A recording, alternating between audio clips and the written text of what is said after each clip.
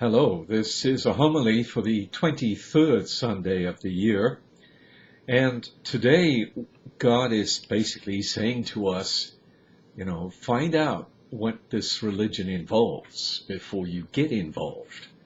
And so he starts out with a quote from the Book of Wisdom for the readings today, and it's basically kind of an acceptance of how distant in kind of intellectual terms God is from us. Who can know God's counsel? What is within our grasp we find with difficulty. When things are in heaven, who can search them out? Forcing us to accept that we're just not intuitively going to know what we ought to do to be moral persons, followers of Christ, and so forth.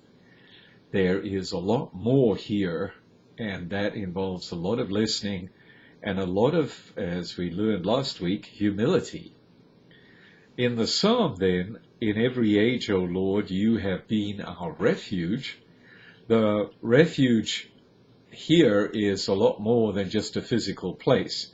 It's also a spiritual refuge, but first of all, starting with the physicality, the aspects of creation of this refuge, you turn man back to dust.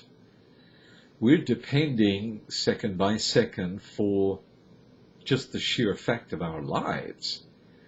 Next paragraph or verse, you make an end of them in their sleep. This is all totally beyond our control and all totally in the hands of God. Then comes the petitions. Teach us to number our days aright, that we may gain wisdom of heart. We really act as if we know that our days are numbered. We are going to wise up. We are going to be a lot more cautious about what we do, and we're going to do some reflection and some prayer and pray for wisdom of heart, so that the word wisdom has its own field of meaning, and it essentially is knowledge that comes from God. Lastly then, basically assuming that if we're doing these things, prosper the work of our hands for us. This is the final petition. Prosper the work of our hands. In other words, even the work of my hands, for its achievement, for its success, depends on God, depends on what God is expecting to do in the world through what I am doing. In the second reading, we have a piece from a letter to Philemon, and here you have Paul in prison at this time, sending Onesimus, who's essentially been a servant to Paul while he's been in prison. And Onesimus is going to Philemon, and he's basically saying that you might have him back, no longer as a slave, but more than a slave, a brother.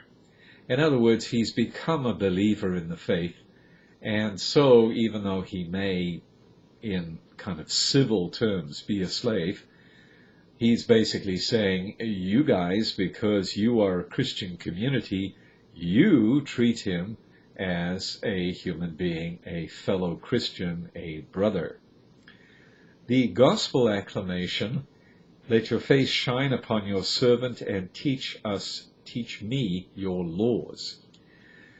If the Lord shines his face upon us, we essentially are infused, we are filled with the wisdom of God. And don't forget, we've been talking about that all along through the readings, that we will learn the wisdom of God. Basically, let's wise up, and then we can live, first of all, the full life that we were created for and redeemed for, and then secondly, that we become more and more full followers of Jesus Christ. Lastly, in the gospel, you've got Jesus essentially saying three things. First of all, it's an injunction, if anyone comes to me without hating his father and mother, that's kind of a Semitic way, using exaggeration to make a point.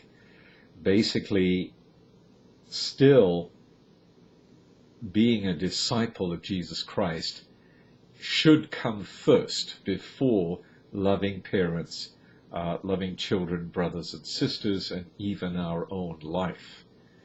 Being a disciple, properly understood, is a crucial kind of reference point for then every other relationship, every other kind of action that I do. These are all referred to the fact that I am a disciple. The second part of this extract from the Gospel, whoever does not carry his own cross and come after me cannot be my disciple. This carrying the cross obviously is a play on the fact that Jesus, as the pinnacle of his life, death, and resurrection, is going to die on a cross. So there is something very significant about this. Dying on a tree in the Old Testament, literally being hung or whatever, was the way of dishonoring a person so that they could not be buried with the normal rituals and so forth. What is important here is that we are going to do the same thing, and we are going to accept the same thing. Now, we may not die on a cross, but if it comes to that, we're saying, yes, okay, we are ready for that. Now, he gives two little parables to try and push the point home. First of all, the one about the man constructing a tower, and the second one about the king who's marching into battle. The man who's constructing the tower should prepare, find out what materials are needed, calculating the cost and so forth, and so that when he lays the foundation, he can build the rest of the tower. The implication being, if we genuinely want to be disciples, which is the word that got introduced in this gospel, then we appreciate that it is like constructing a tower. We should know all the consequences of it, so that at the end of our lives we can look back and say, I've completed my life, as Paul says in one of his letters, I have run the race, I have kept the faith. And so if I'm building a tower of essentially being a faithful disciple, let me be aware of the cost so that I'm not kind of shocked maybe at some point when I really have a demand placed upon me. And, oh no, I couldn't do that, or, oh no, that would be beneath me, or whatever. When somebody, some demand is made on my faith, I must be able to step up and say, yep, I will do it. The second example, the king marching into battle, again has this signs of preparation built in, and that is that he finds out what his enemy is like, how many soldiers he's got. Because if this king doesn't have enough soldiers, it would be better to go and negotiate with the other king.